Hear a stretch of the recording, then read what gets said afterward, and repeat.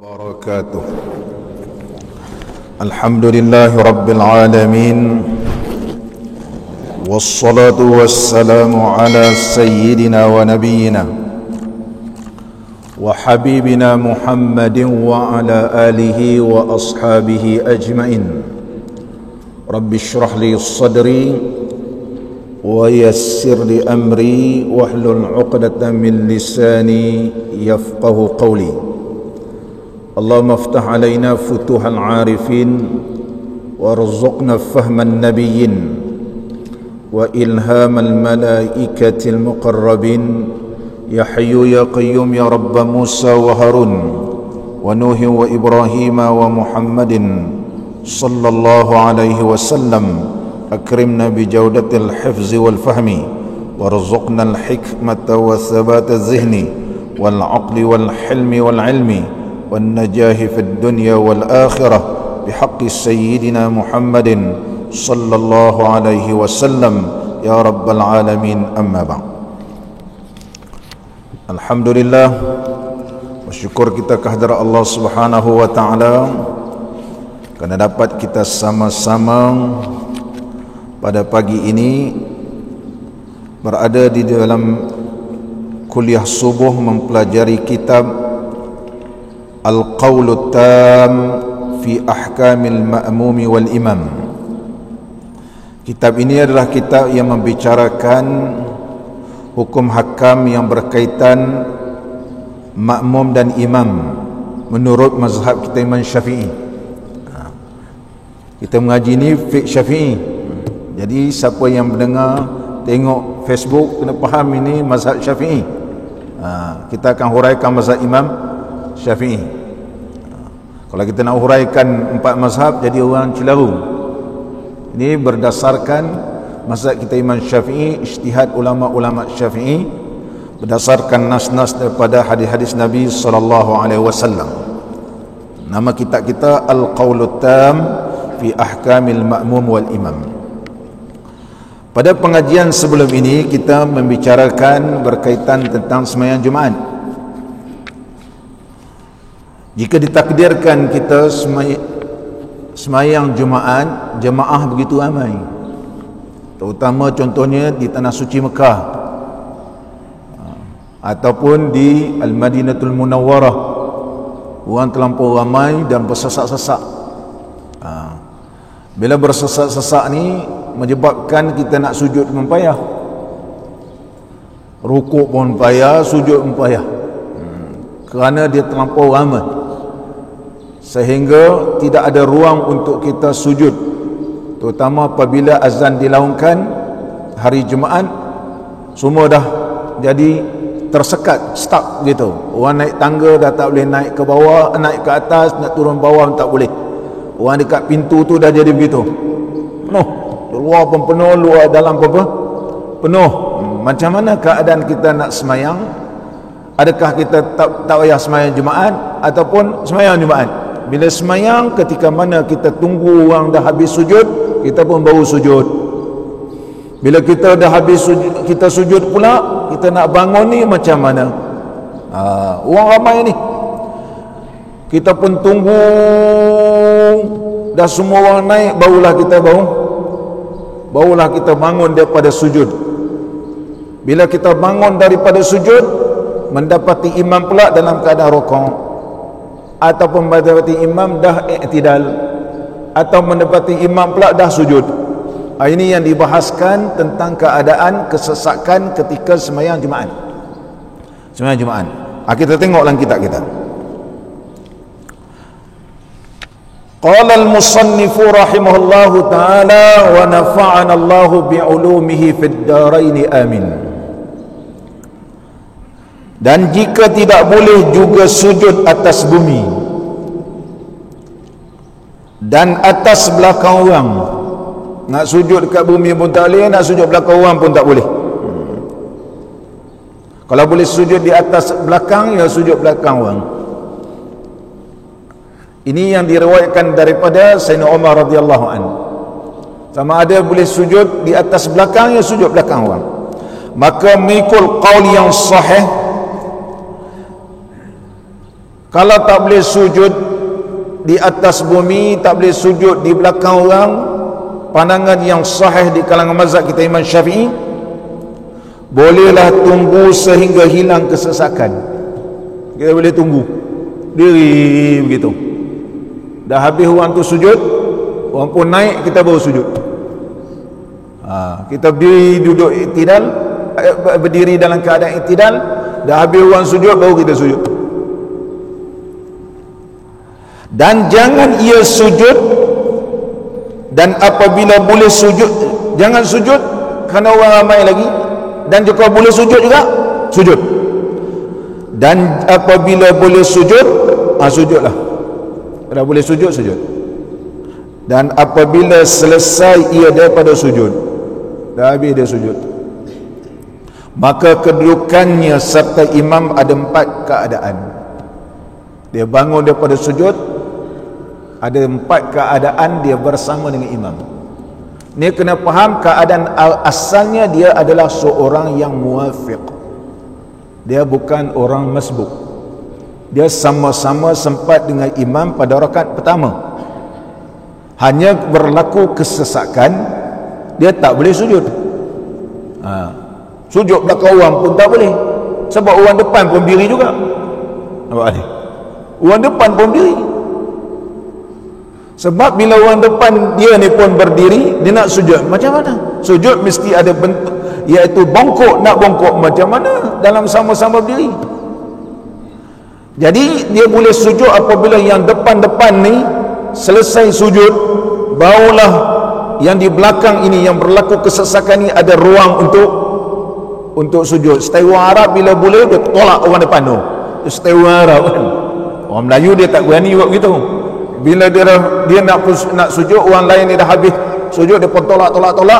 Bolehlah orang depan ni boleh sujud. Bila depan ni boleh sujud, maka saf seterusnya boleh sujud sampailah kat kita.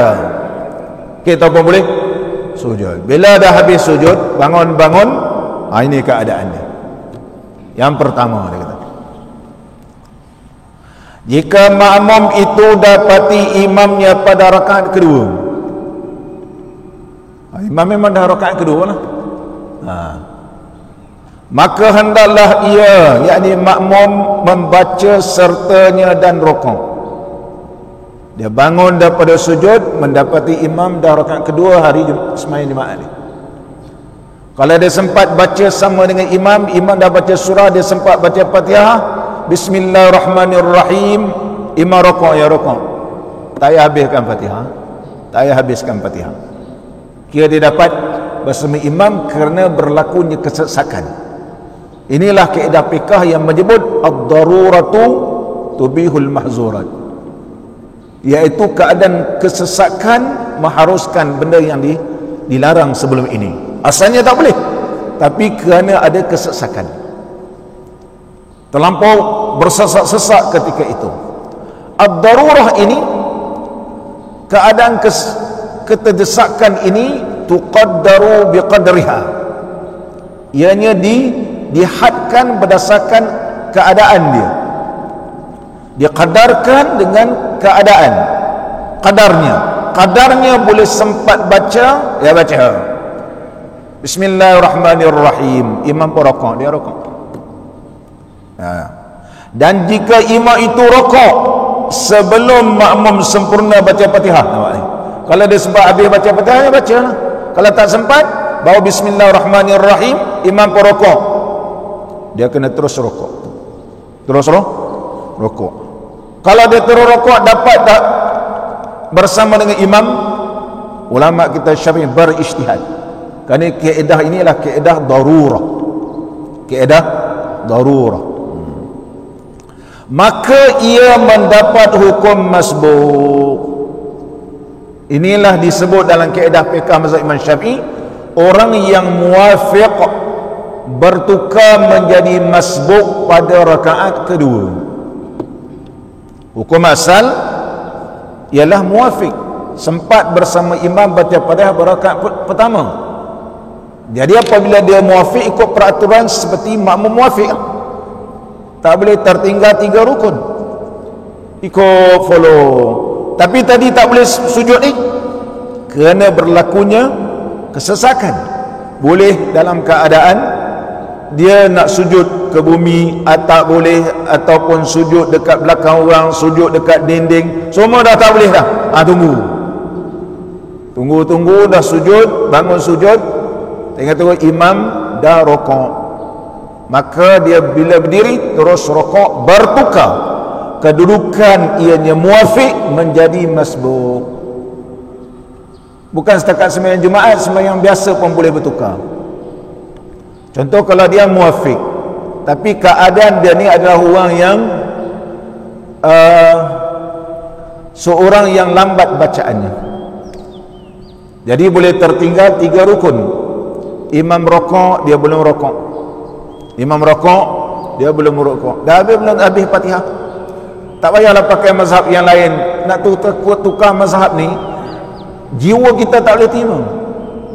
Orang dah biasa makan nasi, tukar makan makaroni, tak boleh.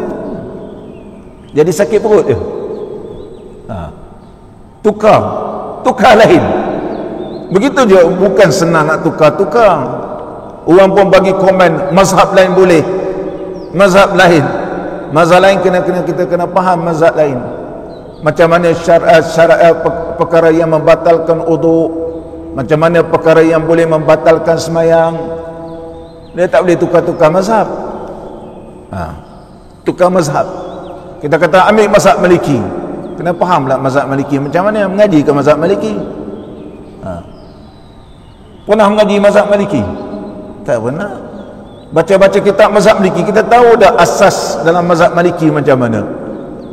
Seorang ulama Mesir yang alim, Syekh Ahmad Taha Rayyan, Allah yarhamuh, meninggal dunia ni. Punya ramainya orang. Saya dulu sempat mengaji kitab Bulughul Maram dengan Tuan Syekh. Meninggal dunia kena Covid corona. Tapi orang punya ramai semayangkan dia. Allahu Akbar. Syekh Ahmad Taha Rayyan bermazhab dengan mazhab Maliki. Beliau memang alim, Syekhul Malikiyah disebut. Seorang yang warak, bertarikat dengan tarikat khalwatiyah. Pernah mengkhatamkan lebih pada 40 kali kitab Hikam min Ata'illah Sekandari, syarah kitab Syekh Zarruq, seorang ulama yang alim, ulama Azhar. Ulama Azhar, umur 81 tahun baru meninggal dunia. Syekh Taha alim, Syekh yang warak, tawaduk, Syekh Taha Rayyan. Ketika mengajar kitab Bulughul Maram di Masjid Al-Azhar, orang kritik dia, lawan dia, tenang dia. Seorang yang tenang. Syekh ni mazhab lain ni lah, dia tenang aja. Jawab satu-satu. Kalau kita ni orang lawan, panas kita. Setengah tok guru Azhar ni dia garang. Kalau potong cakap dia halau, ya Allah barra, khalas. Begitu. Syekh Taha ni seorang yang tawaduk, dia jawab satu-satu. Setiap pengajian ni ada seorang suka kacau. Setiap pengajian ni ada seorang Arab suka kacau. Dia duduk depan sini. Setiap aja baca dia mesti kacau. Syekh hurai dia mesti kacau. Sehingga satu hari saya dengan Syekh Taha Rayyan, dia kata, aku akui kealiman kamu, tapi ini majlis ilmu aku, kau jangan kacau orang lain nak mengaji. Orang lain nak mengaji, jangan kacau majlis. Saya baca kitab mazhab ni, ikut mazhab ni. Kau pun alim, buat majlis lain. Begitu tenang Syekh Taha Rayyan, iaitu Allah yarhamuh rahmatan wasi'ah. Muslimin dan muslimat yang dirahmati oleh Allah, kita perlu hormat, hormat pengajian, hormat kitab yang kita baca. Ini pandangan dan ijtihad seorang ulama yang bersungguh-sungguh berdoa kepada Allah, semayang hajat untuk jadikan kitab ni bukan main karang-karang. Allah berkati kitab kita sampai sekarang boleh kita baca. Itu tanda Allah berkati dan diterjemah macam-macam visi.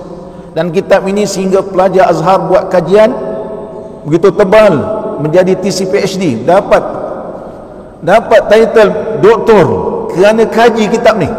Cetakan Darul Hadis Mesir, begitu tebal lihat kitab ni. Kita ni terjemah aja.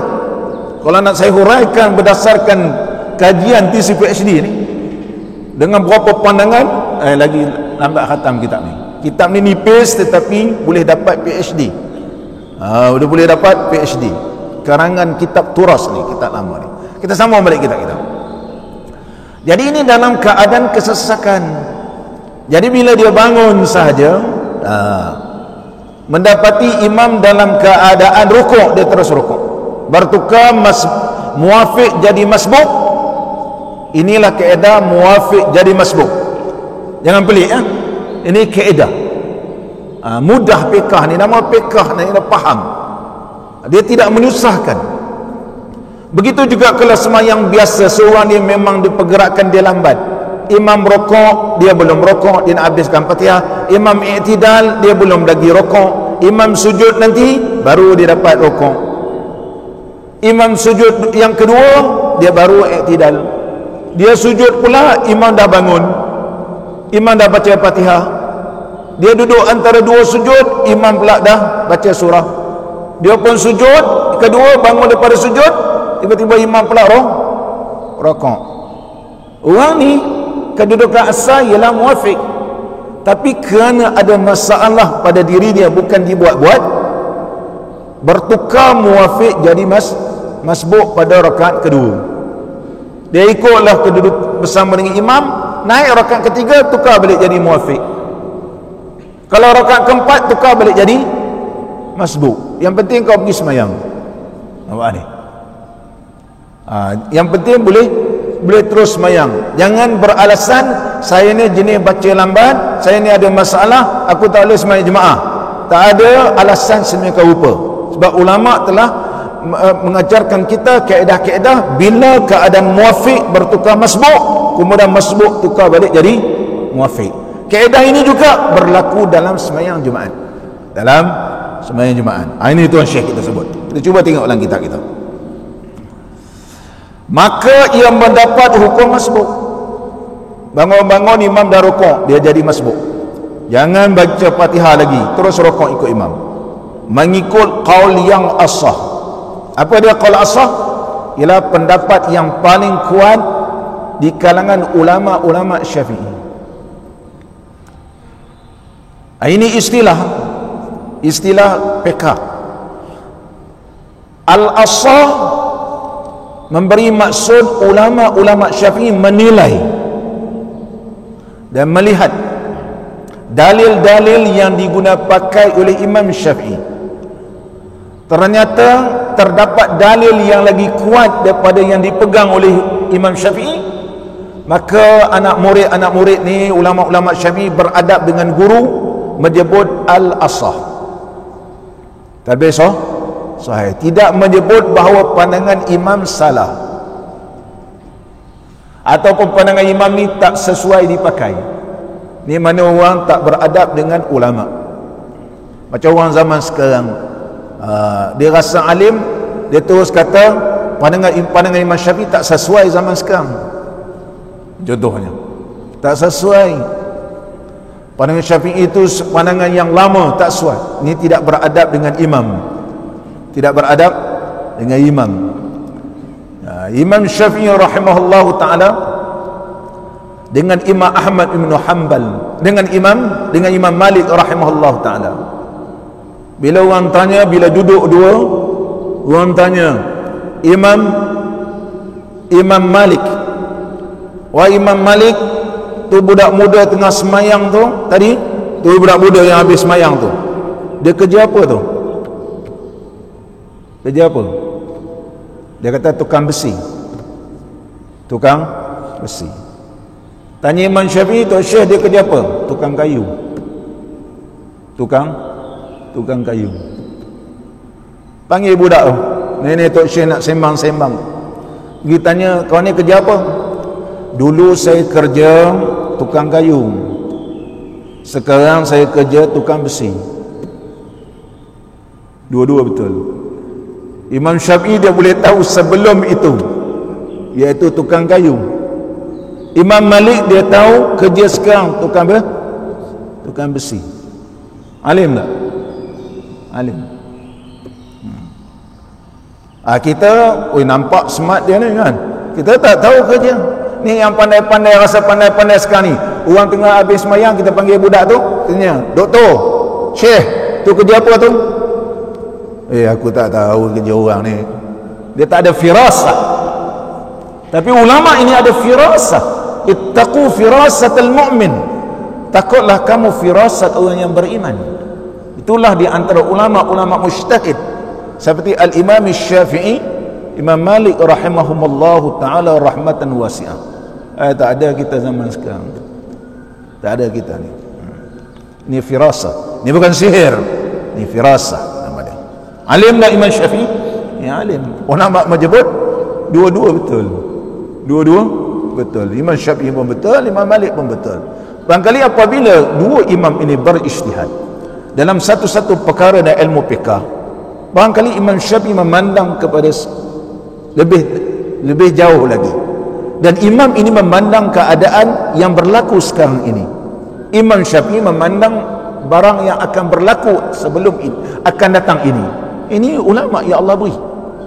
Dua-dua ijtihad itu adalah betul lah. Sama balik kita mengikut qaul yang paling sahih. Ini ulama Syafi'i yang merumuskan, maka bolehlah ia memotongkan Fatihahnya dan terus rukuk serta imamnya, dan gugurlah bacaan yang baki itu daripadanya. Tukar jadi masbuk. Tak payah nak susah-susah nak habis-habis dah, tukar jadi masbuk. Tukar jadi masbuk. Yang kedua, ini keadaan pertama, dia ada 4 keadaan. Keadaan yang kedua, jika makmum itu dapati imamnya di dalam rukuk rakaat kedua. Tadi dia sempat, dia bangun-bangun, sama ada sempat habis baca Fatihah ataupun sempat baca 2-3 ayat surah Fatihah, imam rukuk, tinggalkan semua rukuk. Ini pula keadaan kedua, dia bangun-bangun, imam dah rukuk. Adakah dia perlu baca Fatihah walaupun sedikit ataupun tukar terus rukuk? Ini jawapannya. Maka mengikut qaul yang asah, qaul yang paling sahih, bahawasanya gugurlah bacaan Fatihahnya. Tak payah baca Fatihah dah. Dia bangun, imam rukuk, ya terus rukuk. Dia pun bangun-bangun, tengok-tengok imam rukuk, dia terus rukuk. Terus je rukuk.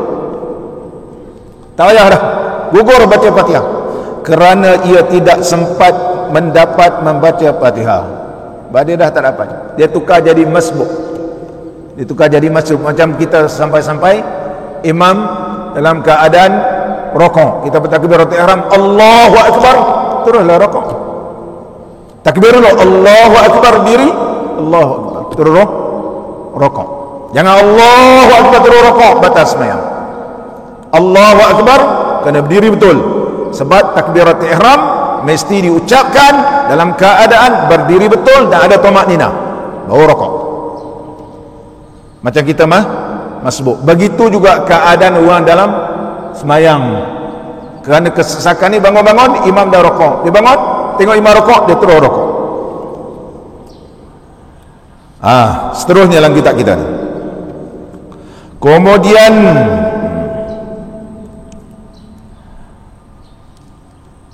mengikut zahir pendapat ulama, ia dikira memperoleh rakaat yang kedua dengan ini rukuk.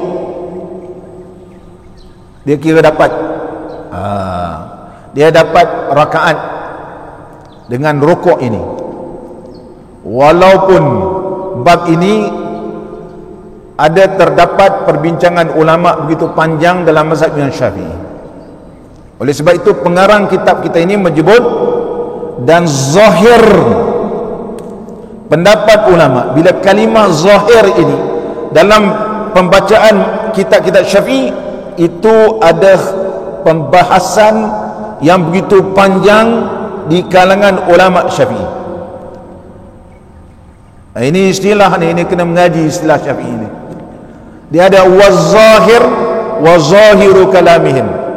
Wazahir jelas yang telah dilihat oleh ulama ini, inilah pandangan, walaupun ada pandangan yang lain yang tidak bersetuju. wa zahiru kalamihim. Jadi zahir kalam ulama-ulama Syafi'i ini, bila sebut zahir ni, orang ni kata begini, orang ni kata begini, orang ni kata begini, rumuskan semua, pengarang kita kata ini yang nampak jelas sikit lah, yang lain tu tak apa kuat, tak apa kuat, tak apa kuat dari sudut dia. Nampak ni, tapi dia tak sebut ini ulama yang nama sekian-sekian tak betul, ni tak betul, ni tak betul. Dia tak sebut gitu, dia tak sebut tak betul. Ini kalau begini masalah payah nanti orang semayang. Ada orang bagi komen, oh ini bahasa panjang-panjang ni, kalau ngajar orang bukan Islam, payah orang Islam nak ikut. Contohnya, kau berapa orang dah kau Islam kau orang? Pergi tanya tadi banyak komen ni, cerita-cerita ni susah ni kadang-kadang. Kalau orang Islam, orang bukan Islam dengar ni tak jadi masuk Islam. Nak pergi tanya berapa ramai dah kau Islam kau orang? Orang bukan Islam, orang baru masuk Islam, kalau kita ajar dia lagi pegang kuat. Kalau kita kata berdiri takbiratul ihram, betul-betul berdiri takbiratul ihram. Mengajar orang Melayu yang lama Islam payah. Orang baru masuk Islam kita ajar, dia dengar terus. Adab, macam mana adab nak semayang, macam mana adab, dia orang dengar. Sebab dia nak yang terbaik gitu. Tak ada alasan, kalau baca ni kitab ni macam ni, orang nak masuk Islam sebentar. Pergi tanya balik, berapa ramai kau nak masuk dah Islam kau orang? Ramai. Berapa ramai dah kau ajarkan orang masuk Islam? Kalau tak pernah bersama dengan orang bukan orang bawa mu'allaf, mengajar mu'allaf, tak payah cerita lah. Tak payah cerita, tak payah bagi komen. Muslimin dan muslimat yang dirahmati oleh Allah, sama balik kita. Jadi zahir yang nampak ini, pandangan ni zahir dia yang jelas bagi pengarang kitab kita ni, Syekh Iman. Apa dia sebut? Ia dikira memperolehi rakaat yang kedua dengan ini rukuk, walaupun ia tidak sempat tamak dinah serta imamnya. Sebab ada yang pandangan mesti dapat tamak ninah. Orang ni kata tak payah tamak ninah. Syekh ni ambil pandangan ini keadaan kesesakan. Hukum asal dia muafiq, bertukar jadi masbuk, maka diberikan keringanan kerana kesesakan. Berbeza kalau orang baru datang, dia takbiratul ihram, imam sedang rukuk, dia mesti sempat tamak ninah dengan imam waktu rukuk. Allahu akbar, imam rukuk, dia pun rukuk subhana rabbiyal azim wa bihamdi, dia sempat gitu, sekadar subhanallah, dia dapat rakaat.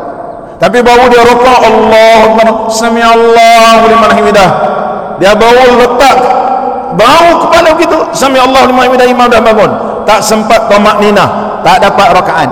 Sebab hukum asal dia masbuk. Berbeza hukum ini kembali pada asal, hukumnya muafiq, diberikan keringanan disebabkan adanya kesesakan, adanya keterdesakan ini. Oleh sebab itu diberikan rukhsah, istilah fiqh sebut keringanan rukhsah. Jadi Syekh Ibn Iman pegang pandangan ni, sempat saja rukuk walaupun tidak ada tamak ninah, ya dapat rakaat. Ini sebab semayang Jumaat. Ini semayang Jumaat, bukan boleh semayang berkali-kali. Habis-habislah. Maka ini semayang Jumaat. Kita ambil pandangan bahawa dikira juga rakaat. Nama dia rukhsah, nama dia keringanan. Ini fiqh, ngaji kitab fiqh ni dia banyak. Boleh begini, boleh istilah ni banyak. Yang penting boleh semayang.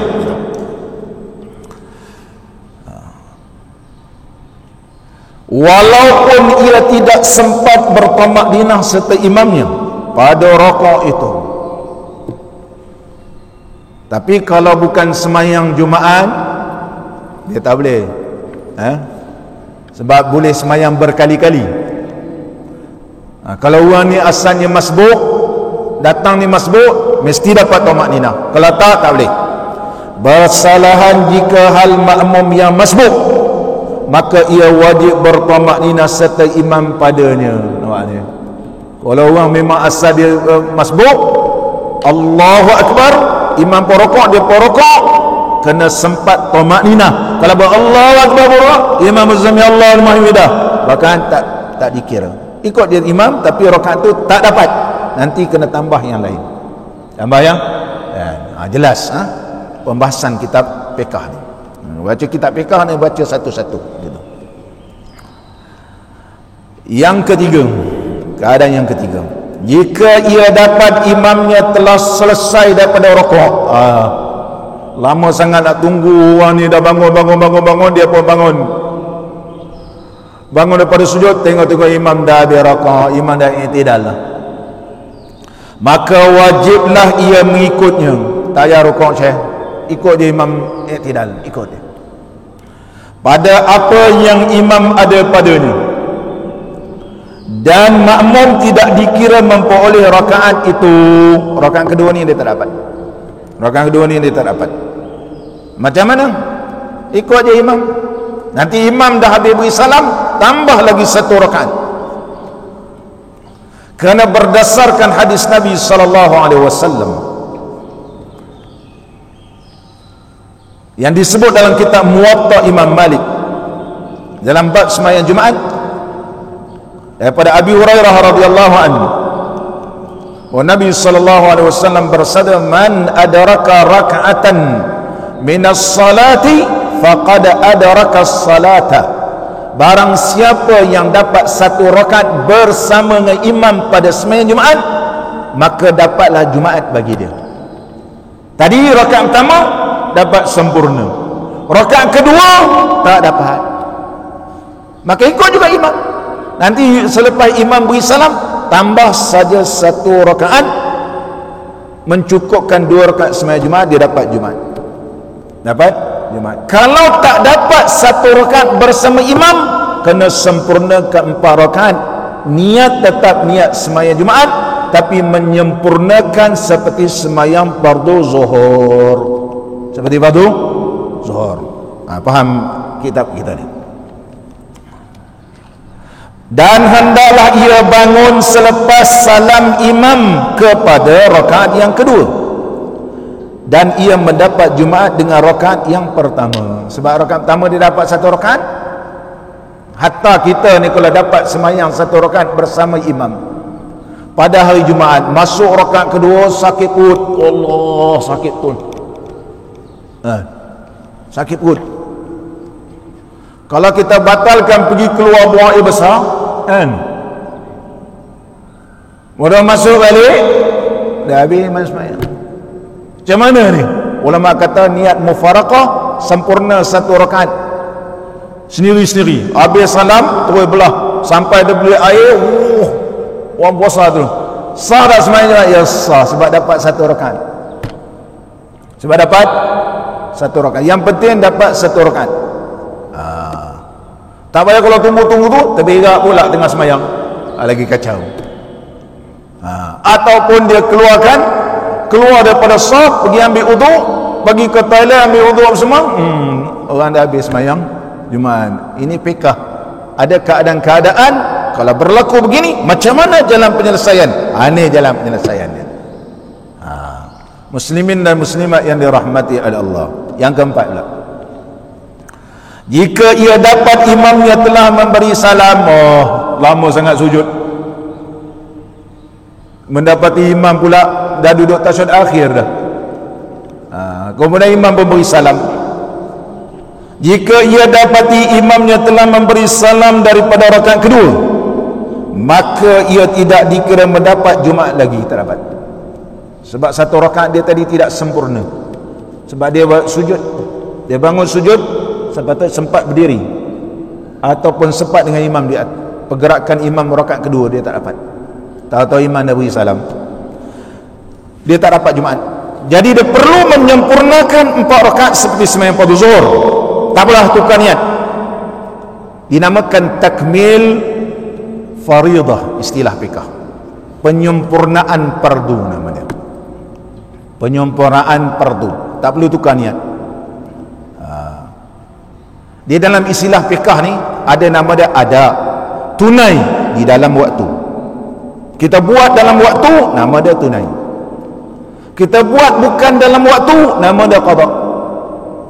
Kita semayang pada zuhur sekarang ni, tak niat qada pun memang qada. Takjil disegerakan, macam kita bayar zakat fitrah awal Ramadan kita bayar, nama dia takjil.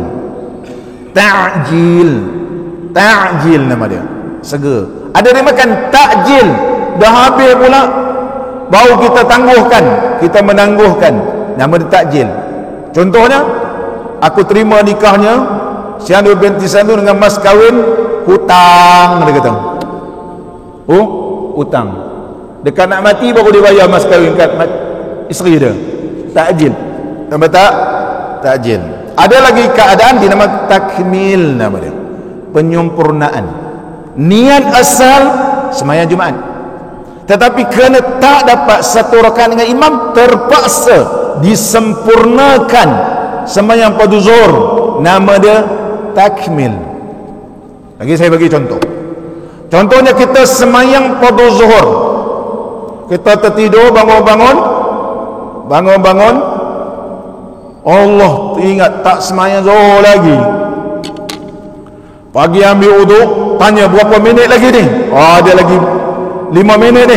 Ya pun masuk ambil uduk, Allah dah habis ambil uduk, sembahyang Allahu Akbar. Bila dia sembahyang sahaja dah Allahu Akbar, niat sembahyang pada zuhur, kemudian dengar azan asar. Jadi sembahyang zuhur ni takbiratul ihram dalam waktu zuhur, penyempurnaan zuhurnya waktu asar. Sebenarnya kalau ikut, kalau sembahyang zuhur waktu asar, nama dia qada. Tetapi kerana dia takbiratul ihram dalam sembahyang zuhur, penyempurnaannya waktu sembahyang asar, nama dia takmil. Nama dia takmilul faridah. Kerana makmum tidak sempat menyempurnakan baginya satu rakaat, tak dapat sempurna satu rakaat pun beserta imam. Dia sujud sampai tak habis sujud, imam dah habis beri salam dah, maka dia perlu sempurnakan seperti zuhur 4 rakaat. Bersalahan kalau ia mengangkat kepalanya daripada sujud. Inilah ini pula, ini waktu dia sujud, imam dah beri salam dah, mana dia tak sempat satu rakaat pun bersama dengan imam, kalau berlaku kesesakan. Tapi kalau dia sujud, dia berangkat kepala daripada sujud, kemudian imam memberi salam. Tadi dia sujud, imam dah beri salam, tak dapat rakaat, kena sempurnakan 4 rakaat.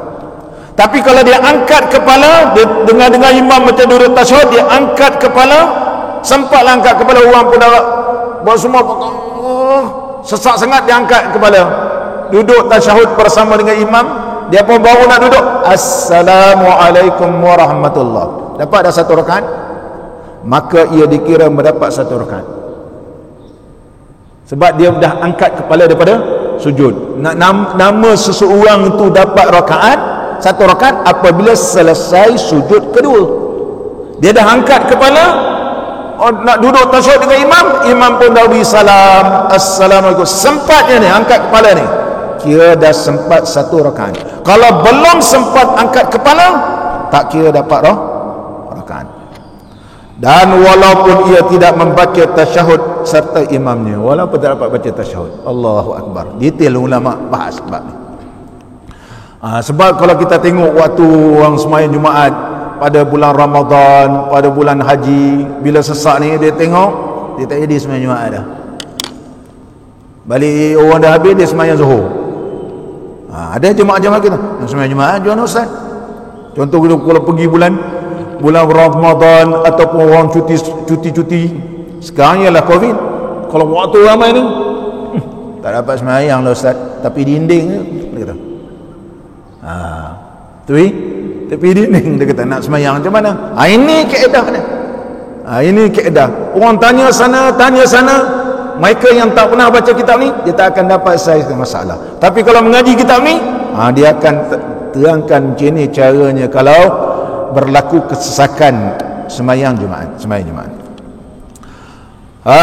Masalah 49, hukum mengubah niat di dalam sembahyang.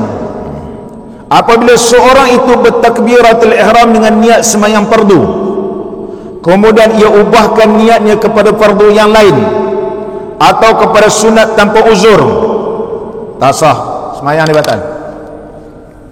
Kita dah sembahyang fardu, tiba-tiba kita tukar niat sembahyang hajat.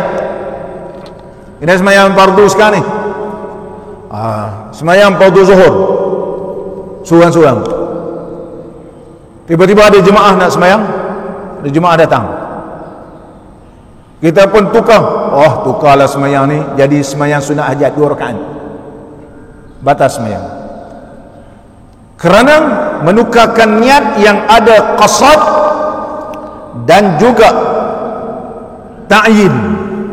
Ada qasad, ada ta'yin,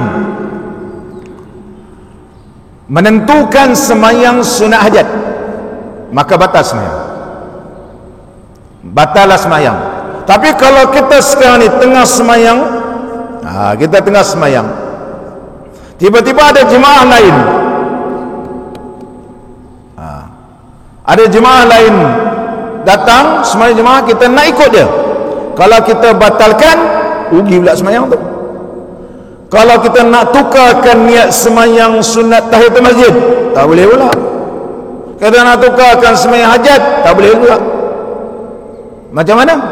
Yang boleh satu saja mazhab Imam Syafi'i, iaitu menukarkan niat kepada qasad sahaja. Apa dia? Sembahyang sunat mutlak. Sebab sembahyang sunat mutlak dia tak ada ta'arud, tak ada ta'yin. Usalli lillah Allahu akbar, sembahyang 2 rakaat. Usalli lillah Allahu akbar, 2 rakaat. Apabila ditukar kepada sunat mutlak, tak batal sembahyang. Tapi kalau ditukar kepada sunat hajat, tahiyatul masjid, istikharah ataupun apa, sembahyang batal. Tapi tukar sunat mutlak tak batal. Sebab apa tak batal? Kerana ia bertukar kepada qasad sahaja, tidak berlaku ta'arud wa ta'yin. Itu wadih, jelas mazhab kita sebut. Atau bertakbiratul ihram dengan niat sembahyang sunat, kemudian ia ubahkan niatnya kepada fardu, tak boleh. Kecil tak boleh jadi besar. Kaedah fiqh menyebut al-mukabbaru la yukabbar, al-musaghar la yukabbar. Besar tidak perlu diperbesarkan. Contoh, kalau kita sudah niat mandi wajib, maka uduk terangkat dengan syarat, dalam mazhab Imam Syafi'i disebut babul wartah, mas'alatul wartah. Dia kata usah kalau mandi wajib mestilah pegang kemaluan bila mandi. Macam mana cara dia? Cara dia iaitu ketika basuh kemaluan, kita niat mandi wajib. Kita niat mandi wajib. Kerana bila niat saja mandi wajib, bila kita niat sahaja mandi wajib, otomatik uduk terangkat. Kita pun basuh kemaluan mandi wajib, dah habis, dah selesai basuh kemaluan, ni mandi wajib. Kemudian kita ambil uduk, kemudian nanti sambung balik mandi wajib, tak payah basuh kemaluan tu lagi, tak payah pegang-pegang dah, sebab tadi dah basuh. Maka habis sembahyang, habis mandi, terangkatlah wudu. Ini daripada masalah payah namanya, masalah tu wartah. Oleh sebab itu dalam hadis Nabi sallallahu alaihi wasallam, ada kalanya Nabi selepas mandi wajib membasuh kaki baki wudu. Ada wudu sempurna atau wudu tu tak disempurnakan. Ambil wudu, masuk kemaluan, niat sahaja aku mengangkat hadap besar, otomatik wudu ada. Tapi kena basuh kemaluan tu, nanti nak mandi nak sempurna tak sampai air, dah basuh, pergi ambil wudu. Tak payah basuh kaki pun tak apa, mandi dah habis selesai, last kali berniat menyempurnakan wudu. Maka ini juga sunnah Nabi sallallahu alaihi wasallam. Ataupun wuduk dengan sempurna, mandi tak payah lagi basuh-basuh kemaluan ni sebab tadi sudah dibasuh. Itu maknanya kaedah fikih al-mukabbaru la yukabbar, yang besar tak perlu dibesarkan. Tetapi al-musaghar ya la yukabbar, sesuatu yang kecil, al-musaghir la yukabbar, sesuatu yang kecil tidak boleh diperbesarkan. Niat sembahyang sunat tukar niat sembahyang fardu, tak boleh. Atau lain, atau sunat yang lain, maka sembahyangnya tidak sah dan batal. Maka apabila seseorang bertakbirat ihram dengan sembahyang fardu yang bersendiri, kemudian diqamatkan untuk sembahyang jemaah, maka ia ubahkan niat dalam hatinya kepada sembahyang sunat dan memberi salam ia daripada 2 rakaat, nescaya harus hukumnya, tapi dengan niat sembahyang sunat mutlak. Tambahkan dengan niat sembahyang sunat mutlak. Apa hukumnya? Harus kita tengah sembahyang, ini rakaat kedua ni orang qamat, jadi kita niat sunat mutlak. Sunat mutlak, dia hanya qasad saja. Habiskan 2 rakaat, dapatlah ikut orang lain sembahyang berjemaah. Harus ya? Ya harus. Seperti mana dinaskan oleh Al-Imam Syafi'i rahimahullahu ta'ala. Mudah-mudahan Allah memberkati pertemuan kita semua.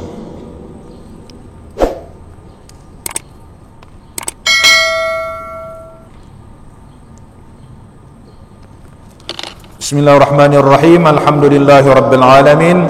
Wassalatu wassalamu ala sayyidina wa nabiyyina wa habibina Muhammadin wa ala alihi wa sahbihi ajma'in. Allahumma ja'al jam'ana hadha jam'an marhuma wa tafarruqana min ba'dihi tafarruqan ma'suma wa la taj'al fina wa la ma'ana wa la man yatba'una shaqiyyan wa la mahruman wa la matruda. Rabbana atina fid dunya hasanah wa fil akhirati hasanah wa qina adzaban nar.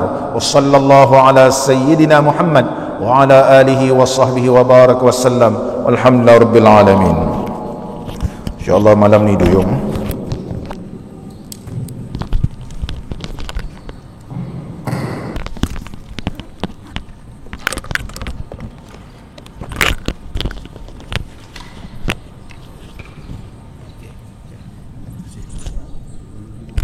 Dua.